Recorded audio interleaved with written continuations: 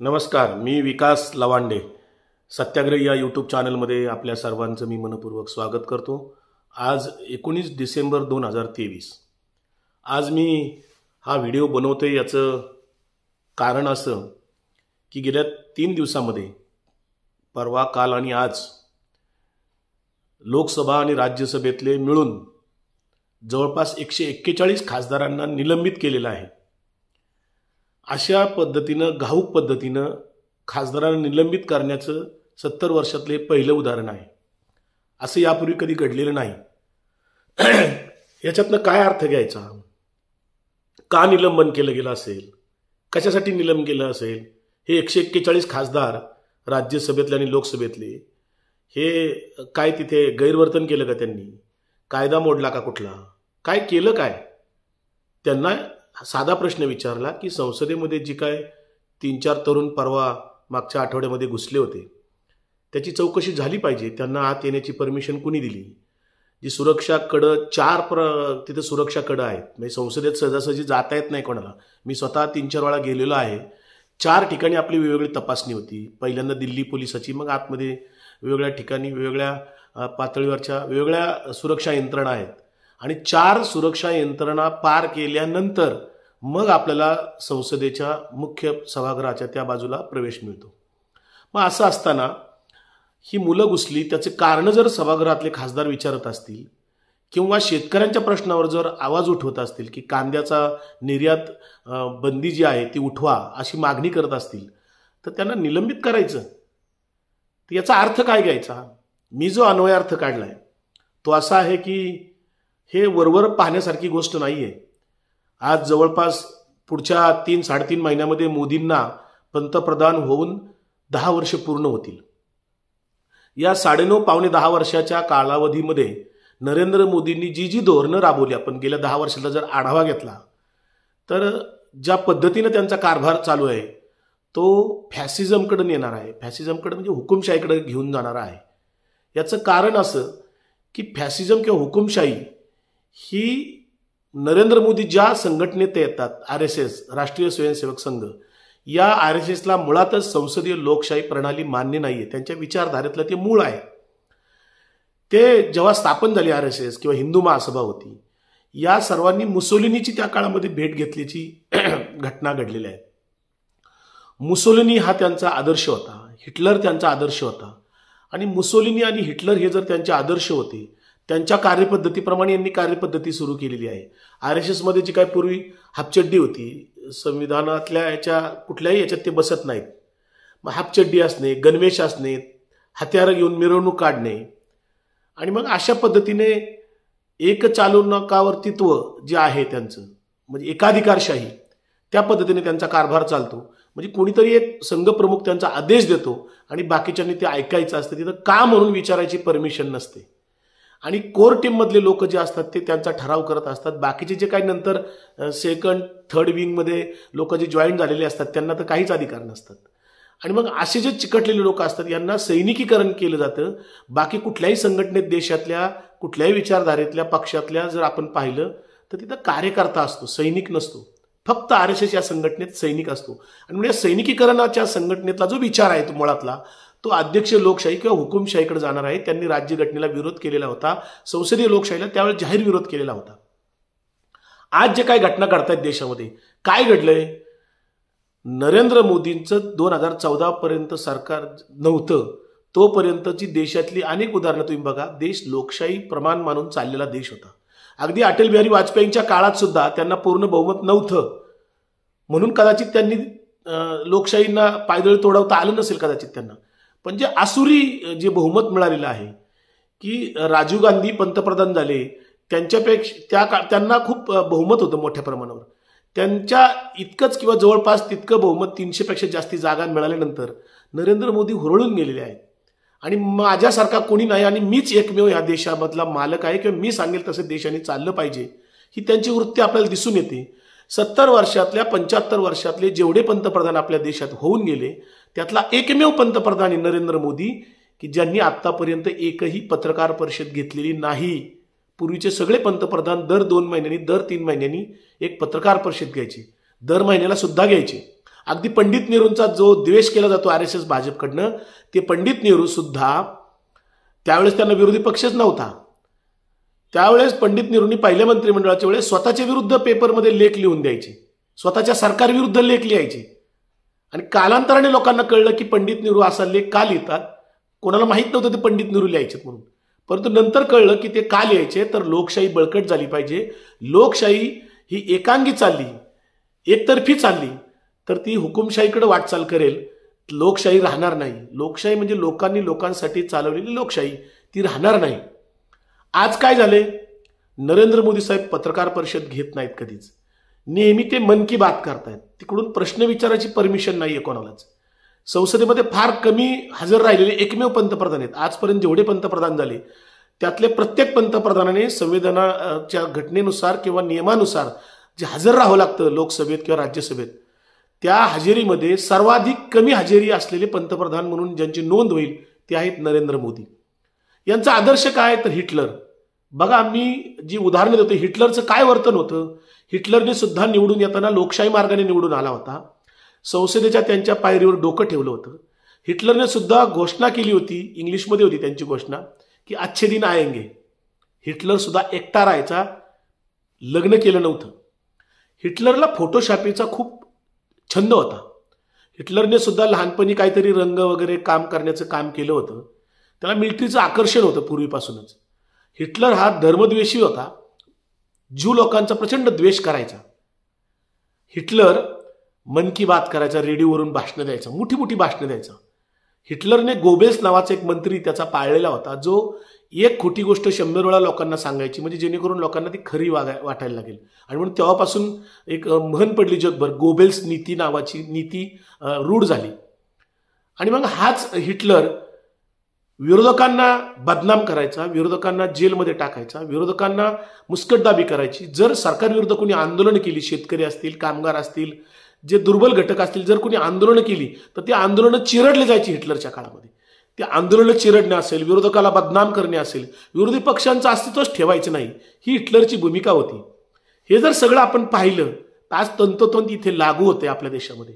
बघा, तुम्ही एक उदाहरण देतो मी. शेतकऱ्यांचं एक 3 वर्षापूर्वी जे आंदोलन झालं दिल्लीमध्ये, 1.5 वर्ष जवळपास आंदोलन चाललं होतं. जवळपास 600 ते 700 लोक शेतकरी आंदोलक त्याच्या ठिकाणी मृत्युमुखी पडले. केवळ सरकारच्या ते पाण्याचे फवारे मारण्याचा असेल, रस्ते अडवण्याचा असेल, अनेक पोलिसांनी लाठीचार्ज केले, हल्ले केले. ते आंदोलन मोडीत काढण्याचा नरेंद्र मोदींनी खूप प्रयत्न केला. शेतकरी विरोधाचे 3 कायदे आणले होते दडपशाहीने. असे अनेक कायदे त्यांनी दडपशाहीने आणले. आता या 3 दिवसामध्ये बघा, कुठली तरी विधेयक त्यांना एकतर्फी मंजूर करून घ्यायची असतील, एकतर्फी मंजूर करून घ्यायची असली की विरोधकांना त्या ठिकाणी निलंबित करून टाकायचं, सभागृहाच्या बाहेर घालवायचं. अशा पद्धतीनं आता सुप्रियाताई सुळे उदाहरण घेऊ आपण. 2 वेळा संसद महारत्न त्या झालेल्या आहेत, 7 वेळा संसद रत्न ठरलेले आहेत. एक आदर्श संसद रत्न पुरस्कार त्यांनाच मिळतो जे संसदेचे नियमावली पाळतात. त्या सुप्रियाताईंना देखील निलंबित केलेलं आहे. संसद रत्न ठरलेले दुसरे डॉक्टर अमोल कोल्हे त्यांनाही निलंबित केलेले आहेत. महाराष्ट्रातले 2 खासदार आहेत, यांनी कांद्याच्या प्रश्नावर आवाज उठवला होता. मग हे सगळं जर पाहिलं आपण तर हे फॅसिझमकडे जातं, हुकुमशाहीकडे जातं. याचं कारण असं, त्यांनी अनेक पावलं टाकली. बघा, तुम्हाला लक्षात येईल, लोकशाही मोडीत काढण्यासाठी नरेंद्र मोदींनी पहिलं इलेक्ट्रॉल बॉन्ड जो आहे, म्हणजे राजकीय पक्षांना निधी घेण्याचा जो प्रकार आहे, तो पूर्वीचा आजपर्यंत जो होता तो बंद केला आणि नवीन पद्धत काढली. स्टेट बँकेतनं तुम्ही एक बॉन्ड खरेदी करू शकता. 1,000 रुपयापासून किमान 1 कोटीपर्यंत तुम्हाला तो बॉन्ड विकत घेता येतो. त्या बॉन्डची खरेदी केल्यानंतर तुम्ही तो ज्या राजकीय पक्षाला द्यायचा आहे त्याला द्यायचा. परंतु त्याच्यामध्ये एक काळजी घेतलेली आहे नरेंद्र मोदींनी, की तो बॉन्ड कुणी विकत घेतला आणि कोणाला दिला याची 100% गोपनीयता पाळलेली आहे. म्हणजे आपण कुणी उद्या एखादा बॉन्ड घेतला 1,000 रुपयाचा, तर तो कुणी घेतला हे बँकेत नोंद नसेल आणि तो कोणाला दिला आपण तो 3 महिन्यात द्यायचा असतो पुढे, ते कळणार नाही कोणाला. अशा पद्धतीनं आता मध्यंतरी आकडेवारी आली, जो काही निधी गोळा झाला त्यातला जवळपास 70% निधी इलेक्ट्रॉल बॉन्ड मार्फत आलेला हा भारतीय जनता पार्टीच्या तिजोरीत आलेला आहे. नरेंद्र मोदीच्या व्याख्येत तो व्हाईट झाला, कारण बॉन्डच्या पद्धतीने आलाय. तो इलेक्ट्रॉल बॉन्ड स्टेट बँकेतनं घेतलाय, आलाय, पण कुणी दिला, कुणी खरेदी केला याची कुठेही नोंद नाही. दुसरं काय केलं त्यांनी, पीएम केअर फंड निर्माण केला. त्या पीएम केअर फंडामध्ये जेवढे पैसे गोळा केलेत आजपर्यंत असं कुणीच केलं नाही. आणि त्या पीएम केअर फंडाला माहिती अधिकारातनं वगळून टाकलं. पीएम केअर फंडातले किती पैसे गोळा झाले, ते कुणाला वाटप केलं, याची जर माहिती मागायची ठरली कुणाला आरटीआय कार्यकर्त्यांना ती मागता येत नाही. तिसरं त्यांनी काय केलं, आता नव्याने निवडणूक आयोग ताब्यात घेतलाय. नुकतंच आता मागच्या आठवड्यात राज्यसभेत ते बिल पास झालं. त्यांचे बरेच दिवस प्रयत्न चालले होते, पण राज्यसभेत त्यांना बहुमत नव्हतं. आता बहुमत आहे. लोकसभेत त्यांनी मागच्या वर्षीच ते पास केलेलं होतं. ते जे निवडणूक आयुक्त, जे देशाचे आपले मुख्य निवडणूक आयुक्त, त्याची नियुक्ती करायची पद्धत आतापर्यंत पंडित नेहरूंपासून आजपर्यंत जी होती ती अशी होती की देशाचे सरन्यायाधीश, पंतप्रधान आणि विरोधी पक्ष नेते हे तिघं मिळून मुख्य निवडणूक आयुक्ताची निवड करायची. आता तसं नाहीये. आता याच्यातनं देशाच्या सरन्यायाधीशांना वगळलेला आहे. तसा कायदा केला नरेंद्र मोदींनी. आणि आता देशाचे पंतप्रधान, त्यांच्या मंत्रिमंडळातले कायदा मंत्री आणि विरोधी पक्ष नेते. आता विरोधी पक्ष नेता एकटाच राहणार त्या तिघांच्या कमिटीमध्ये. कायदा मंत्री आणि पंतप्रधान जो ठरवेल त्याचीच नियुक्ती होणार ना मुख्य निवडणूक आयुक्तांच्या पदी. मुख्य निवडणूक आयुक्त एकदा त्यांच्या मर्जीतला निवडला की आता तुम्ही पाहताय की गेले 10 वर्ष देश सगळीकडनं आरडाओरडा करतोय की प्रगत राष्ट्र जे आहेत कुणी ईव्हीएम वापरत नाहीत, ईव्हीएम मशीनवर मतदान घेत नाहीत. अमेरिकेत जा, युरोप राष्ट्रात कुणीच ईव्हीएम मशीनद्वारे मतदान, बॅलेट पेपरवर मतदान घेतात. मग जर देशातनं मागणी आहे की निवडणूक प्रक्रिया पारदर्शक पद्धतीने व्हावी, तर का घेत नाहीत? कारण काही देतात. मग त्याच्यात त्यांनी सुधारणा काहीतरी केली, लोक कोर्टात गेले की व्हीव्हीपॅट काढलं. मग आता साधी गोष्ट आहे ना, येणाऱ्या निवडणुकीला नरेंद्र मोदींनी, सरकारने, निवडणूक आयोगाने एक भूमिका घेऊन, निवडणूक आयोग खरं तर एक तर स्वतंत्र घटनात्मक संस्था आहे, त्याला सरकारचा हस्तक्षेप तिथं चालत नाही. पण गेल्या 8-10 वर्षात सरकारचा हस्तक्षेप सातत्याने चाललेला आहे. हे आपल्याला अनेक उदाहरणांनी दाखवता येईल.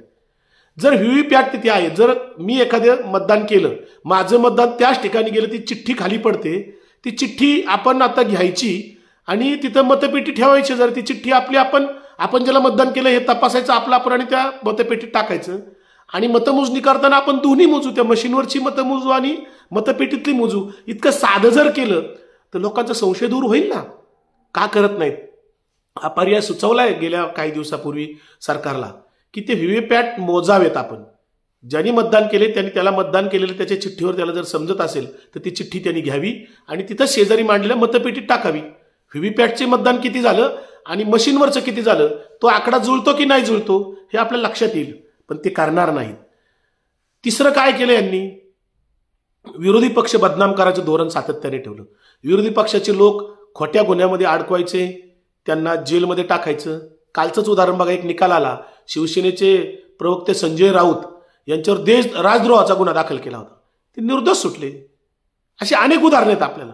म्हणजे विरोधी पक्ष इथे नामहरम करायचा, विरोधी पक्ष बदनाम करायचा, विरोधी पक्षाला जेलमध्ये टाकायचं. नाहीच काय जमलं, साम दाम दंडभेद नाही जमलं तर मग फोडायचं आणि आपल्यात घ्यायचा, भेदनीती करायची. या अशा पद्धतीने देशातले अनेक विरोधी पक्ष संपवले. महाराष्ट्रातलं ज्वलंत उदाहरण आपल्या समोर आहे, ते शिवसेनेचं आणि राष्ट्रवादी काँग्रेस पक्षाचं. म्हणजे विरोधी पक्ष संपवायचा, त्यांच्यावर गुन्हे दाखल करायचे. तेच लोक जर का भारतीय जनता पार्टीत आले तर मात्र त्यांच्यावरचे गुन्हे माफ केले जातात. आता छगन भुजबळांचंच बघा तुम्ही, त्यांच्यावरचं ईडीची फाईल, आता ईडी कोर्टात सांगते की आम्हाला ती फाईलच सापडत नाही. त्यांचे गुन्हे मागे घेण्याची प्रक्रिया सुरू आहे. त्यांच्यावरचे आरोप, अजितदादांच्यावर त्यांच्याकडे जाण्यापूर्वी या देशाच्या प्रधानमंत्री नरेंद्र मोदींनी भोपाळच्या सभेत आरोप केला 70,000 कोटीचा. 4 दिवसांनी अजितदादा मित्रमंडळ त्यांच्या पक्षात गेल्यानंतर सरकारमध्ये स्थापन झाले, तो आता आरोप हवेत विरला. हाच आरोप घेऊन 2014ला बैलगाडीचे पुरावे घेऊन देवेंद्र फडणवीस लढत होते. जलसंपदा घोटाळ्याचे आरोप बैलगाडी घेऊन आले होते नागपूरच्या अधिवेशनावर. मग इतके आरोप केलेले सगळे लोक तुम्ही तुमच्या पक्षात घेतल्यावर क्लिअर होतात. कुठली वॉशिंग मशीन आहे असा प्रश्न देश विचारतोय, पण ते बोलत नाहीत. मग विरोधी पक्ष संपवायचा, इलेक्ट्रॉल बॉन्ड आणायचे, निवडणूक आयोगाकडे आपला आयुक्त आपल्या पद्धतीने नेमायचा. त्याच्या आधी काय केलं त्यांनी, जो पंडित नेहरूंच्या काळापासून आजपर्यंत चालू होता, देशाचं नियोजन आयोग होता. हा नियोजन आयोग देशातल्या पंचवार्षिक विकासाचं नियोजन करायचा आणि त्याच्यानुसार देशाचं मंत्रिमंडळ पुढचं कारभार करायचं. आता तसं नाही. आता नियोजन आयोग त्यांनी रद्द केला आणि नीती आयोग काढला. नीती आयोगामध्ये यांची नीती आहे, नियोजन नाही. नियोजन आयोगामध्ये नियोजन असतं, नीती आयोगामध्ये यांना जे वाटतंय ते त्यांनी करायचं, म्हणजे नीती ठरवायची. आणि तशा पद्धतीने ती त्यांनी ठरवली. मग ती इतिहास बदलण्याचं सुरुवात असेल, शिक्षणावरचा खर्च कमी करणं असेल, अनेक गोष्टी, म्हणजे अगदी बुवा बाबांना पैसे देण्यापर्यंत असेल. दुसरं यांनी काय केलं, सीबीआय, इन्कम टॅक्स आणि ईडीचा, ह्या तिन्ही संस्था खरं तर ह्या संविधानिक संस्था आहेत स्वतंत्र. इथे सरकारी हस्तक्षेप नाही होता कामा. इथे स्वतंत्रपणे त्यांचा कारभार त्यांना करता आला पाहिजे. पण या तिन्ही मुख्य संस्थांचा, ज्याला आईस म्हणतात अनेक लोक, इन्कम टॅक्स, सीबीआय आणि ईडी म्हणजे आईस, ह्या तिन्ही मुख्य संस्थांच्या माध्यमातून विरोधी पक्षांना नामोहरम केले, त्रास देण्याचं काम चालू आहे. अनेक प्रसारमाध्यमांच्या सुद्धा प्रमुखांना ताब्यात घेतलेलं आहे, त्यांच्यावर रेड टाकलेले आहेत. जे पारदर्शकपणे पत्रकारिता करतील त्यांना त्रास दिला गेलेला आहे. आणि अनेक संस्था खरेदी केल्या, प्रसारमाध्यम जे चॅनल्स आहेत, वृत्तपत्र समूह आहेत, ते खरेदीच करून टाकले. 51% शेअर्स घ्यायचे. अनेकांना आता गोदी मीडिया म्हटलं जातं. बघा, तुमच्या लक्षात असेल, अनेक चांगले चांगले पत्रकार आज मुख्य मीडियामध्ये नाहीत. आणि मग या मीडियामध्ये ताबा घेतलेला आहे. त्यांना जी वाटेल तीच बातमी प्रसारित करायची. संपादकाच्या वरती एक अधिकारी बसवलेला आहे, तो ठरवतो आज काय बातमी चालवायची. नरेंद्र मोदीच्या विरोधात कुठेही बातमी दाखवायची नाही, निगेटिव्ह बातम्या दाखवायच्या नाहीत. तुम्हाला दिसती का बातमी कुठं? बेरोजगारीबद्दल रिपोर्ट आलाय, महागाईबद्दल रिपोर्ट आलाय एखाद्या चॅनलवर, शेतकऱ्यांच्या आत्महत्येबद्दल रिपोर्ट येतोय, अनेक मुद्दे आहेत. या कुठल्या मुद्द्यावर? महिलांच्या प्रश्नावर येतो का? आज महाराष्ट्र देशामध्ये क्राईम मध्ये नंबर 1ला आहे. यूपी बिहारला नावं ठेवू नका कृपा करून. यूपी बिहारपेक्षा क्राईम रेट महाराष्ट्राचा जास्ती आहे. गेल्या 2 वर्षातली आकडेवारी आली आता शिंदे सरकार आल्यापासूनची. ज्या वेळेस गृहमंत्री फडणवीस असतात त्यावेळेस महाराष्ट्राचा क्राईम रेट वाढलेला असतो.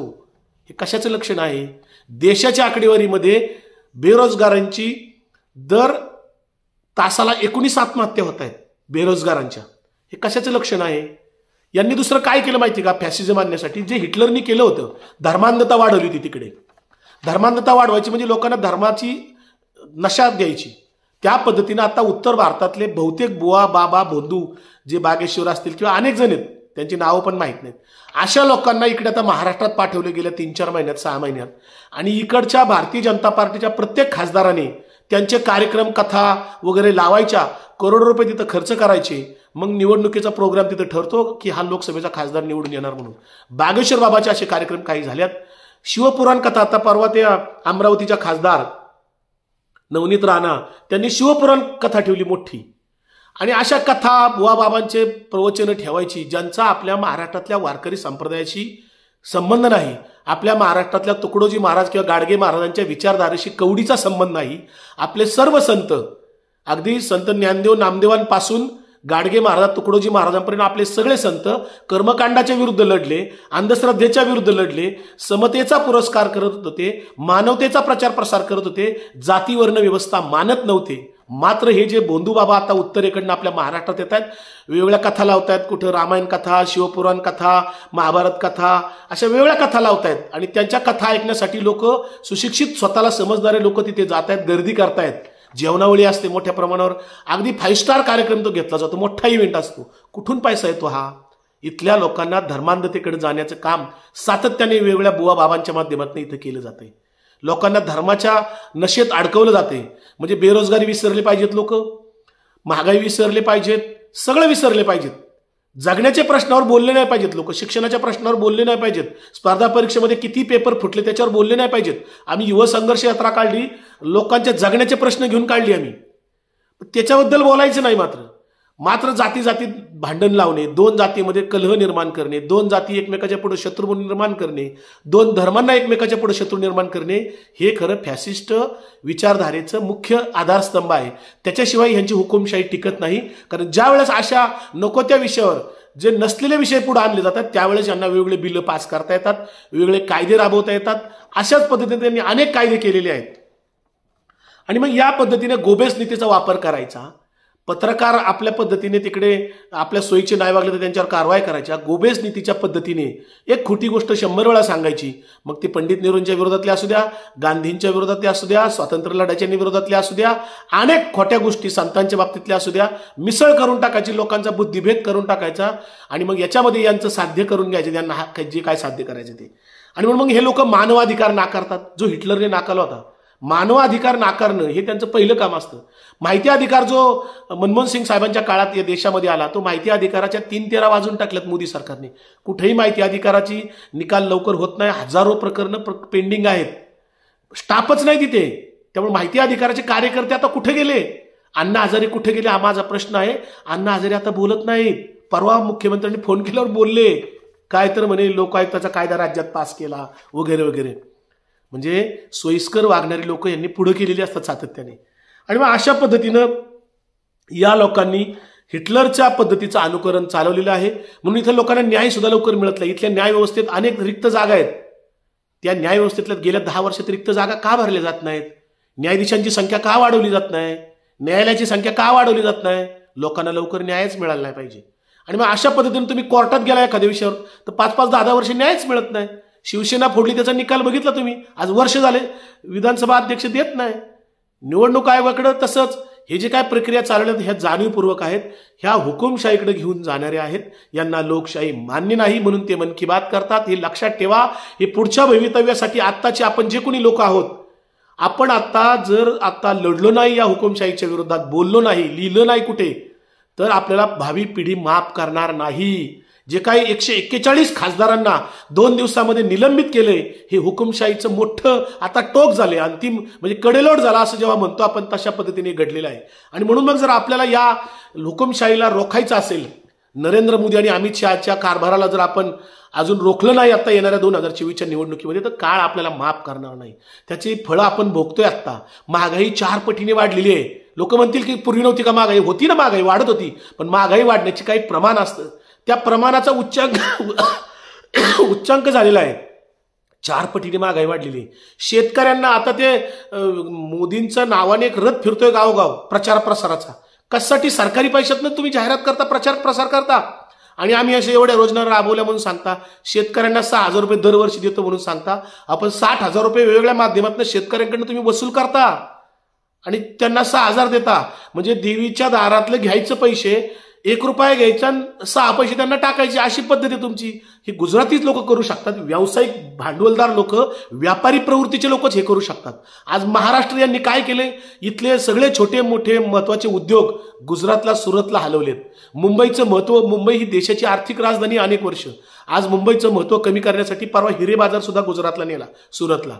अशा अनेक उद्योग व्यवसाय आपले नवी मुंबईतले गुजरातला हलवलेले आहेत. येणाऱ्या अनेक कंपन्या आपल्याकडच्या गुजरातला नेलेल्या आहेत. आणि आपण जोडतोय ओबीसी विरुद्ध मराठा, मराठा विरुद्ध ओबीसी. आपण अडकलोय त्याच्यात. आपण अडकलोय हिंदू मुस्लिमांच्या मध्ये.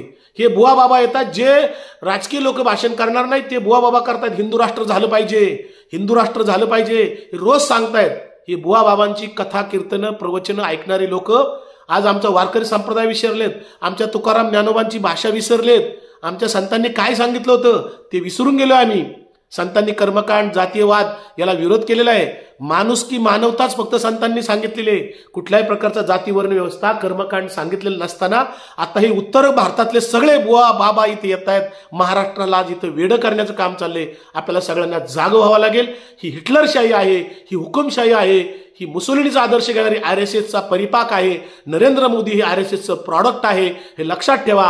ही लॉंग टर्मची लढाई आहे. त्यांनी लॉंग टर्म पर्यंत आता 100 वर्ष RSSला पुढच्या वर्षी पूर्ण होत आहेत. त्यांना कुठल्याही परिस्थितीत 2025ला हिंदू राष्ट्र भारत झाला असं घोषित करायचे. तोपर्यंत राज्यघटनेला जखमा करायच्यात. अनेक जखमा राज्यघटनेला त्यांनी केलेल्याच आहेत. वाटोळं करायचे. लोकशाहीच्या नावाखाली हुकुमशाही राबवायची. रोज लोकशाहीच्या नावाने बोलायचं, पण हुकुमशाही राबवायची ही त्यांची पद्धत आहे कामाची.